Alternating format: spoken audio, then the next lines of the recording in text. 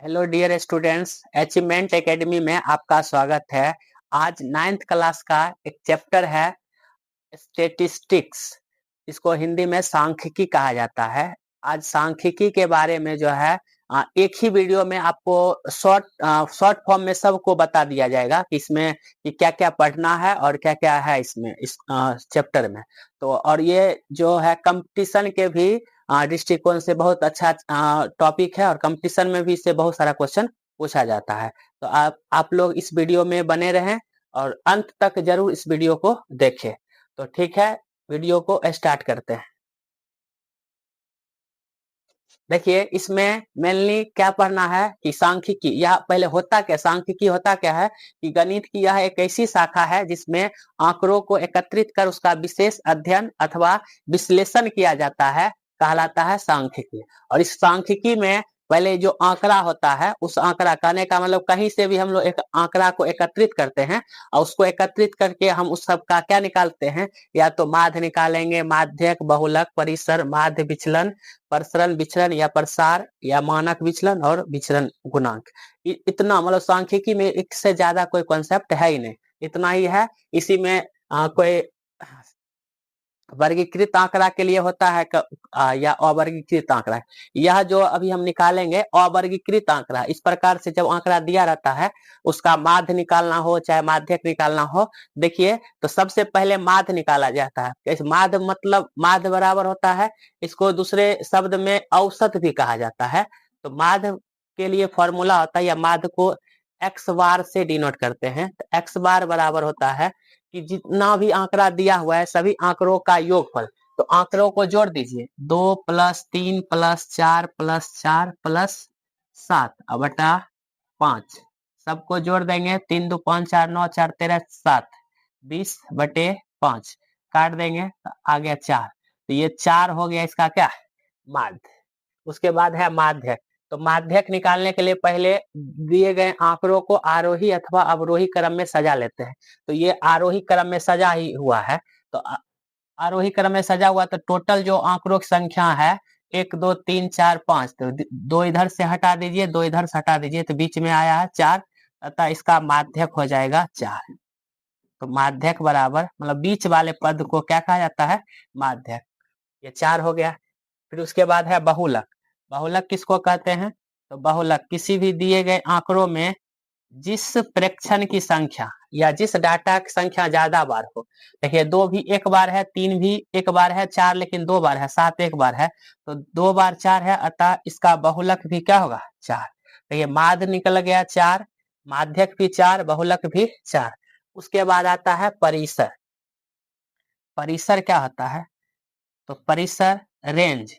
तो परिसर मतलब क्या, किसी भी दिए गए आंकड़ों में सबसे बड़ी संख्या में सबसे छोटी संख्या को घटाया जाता है। तो सबसे बड़ी संख्या है 7 और सबसे छोटी संख्या है 2, तो 7 में 2 घटा देंगे तो आ जाएगा 5। ये इसका हो गया परिसर।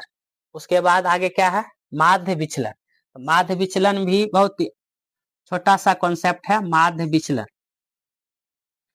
माध्य विचलन कहने का अर्थ यह है कि जितना भी चर मान दिया हुआ है या आंकड़ा में दिया हुआ है उसमें माध्य को क्या करते हैं, घटाते हैं।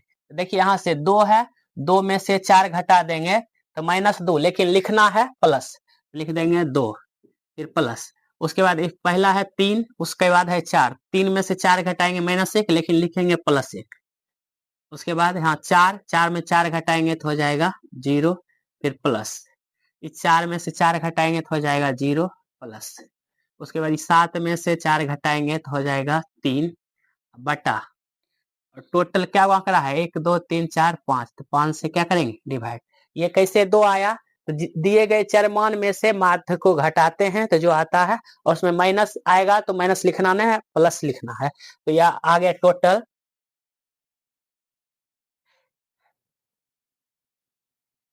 टोटल जोड़ के कितना आ जाएगा, 2 1 3 और 3 6, 6/5। इसका माध्य विचलन आ गया 6/5। तो देखिए पहला समझ गए, दूसरा, तीसरा, चौथा, पांचवा, अब बचा है 3। 3 को देखिए अगले इसे इसे इसी को मिटा के लिखा बता देते हैं।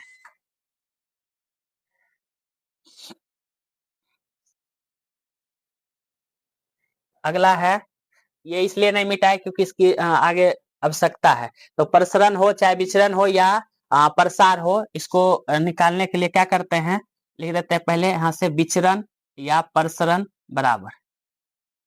तो इसमें भी वही काम करना है कि दिए गए चरमान में से माध्य को घटाकर, यहाँ पर उस समय सिर्फ लिखते थे लेकिन यहाँ पर स्क्वायर कर देना है। तो 2 है, 2 में से 4 घटेगा तो -2, और 2 का स्क्वायर करेंगे तो हो जाएगा 4। ये तो लिख ही देते हैं, -2 का स्क्वायर प्लस 3 में से 4 घटेगा -1, तो -1 का स्क्वायर प्लस 4 में से 4 घटाएंगे 0 का स्क्वायर, फिर 0 का स्क्वायर प्लस 7 में से 4 घटेगा 3 का स्क्वायर। इसमें भी 5 से क्या करेंगे, डिवाइड करेंगे। तो 2 का स्क्वायर 4, 1 का स्क्वायर 1 प्लस 0 प्लस 0 प्लस 3 का स्क्वायर 9 बटे 5। तो सबको ऐड कर देंगे तो 9 1 10 4 14 बटा में क्या आ जाएगा 5। तो ये हो गया विचरण या प्रसरण या प्रसार, इसको वेरिएंस कहते हैं, इसको भी से डिनोट किया जाता है। इसका आंसर आ गया 14/5। उम्मीद करते हैं ये भी समझ गए होंगे। उसके बाद आता है मानक विचलन। मानक विचलन जो इस छोटा सा कॉन्सेप्ट है, मानक विचलन का फॉर्मूला होता है मानक विचलन बराबर, तो मानक विचलन इसका जो भी मान आएगा भी, और इसे विचरण हो चाहे प्रसरण, इसको सिग्मा से डिनोट करते हैं, इसलिए सिग्मा लिखेंगे। तो रूट अंडर सिग्मा मतलब क्या, जो विचरण निकलेगा उसका वर्गमूल कर देंगे तो वही निकल जाएगा मानक विचलन, स्टैंडर्ड डेविएशन। इसको लिखेंगे 14/5 का वर्गमूल। ये हो गया मानक विचलन। मानक विचलन क्या होता है, विचरण का जो वर्गमूल होता है रूट अंडर, उसका जो मान होगा वह उसका हो जाएगा मानक विचलन। उसके बाद लास्ट है विचरण गुणांक। तो विचरण गुणांक क्या होता है, इसका भी एक छोटा सा फॉर्मूला होता है, विचरण गुणांक या प्रसरण गुणांक। विचरण गुणांक, तो विचरण गुणांक इसको सी भी से डिनोट करते हैं, सी इंटू वी। इसके लिए फॉर्मूला होता है स्टैंडर्ड डेविएशन बटे x bar into 100%। S D standard deviation निकला है रूट अंडर 14/5, लिख देंगे इसको रूट अंडर 14/5, फिर बटा x बार मतलब माध्य दिया कितना था, निकला था 4 इंटू 100%। इसको काट देंगे तो आ जाएगा 25। तो इसका आंसर आ गया 25 रूट अंडर 14/5%। यही हो गया इसका क्या, विचरण गुणांक कहिए चाहे प्रसरण गुणांक कहिए चाहे प्रसार गुणांक, ये सब टोटल जो है, तो टोटल जितना भी कॉन्सेप्ट 9th क्लास का हो चाहे कंपटीशन का कॉन्सेप्ट हो सांख्यिकी में, टोटल एक ही वीडियो में। अगर उम्मीद करते हैं कि आप ये अच्छे से समझ गए होंगे। अगर नहीं समझे होंगे तो कमेंट बॉक्स में जरूर कमेंट करें। ठीक है, थैंक यू। इस वीडियो में इतना ही।